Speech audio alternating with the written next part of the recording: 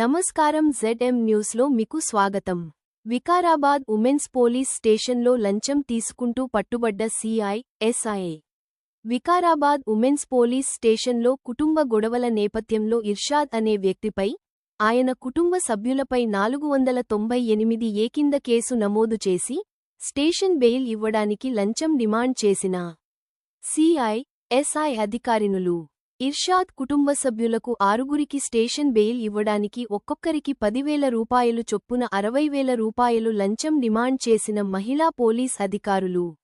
40,000 రూపాయలు లంచం ఇవ్వడానికి ఒప్పందం జరిగి, 20,000 రూపాయలు సిఐకి, ఎస్ఐకి ఇచ్చిన బాధితుడు.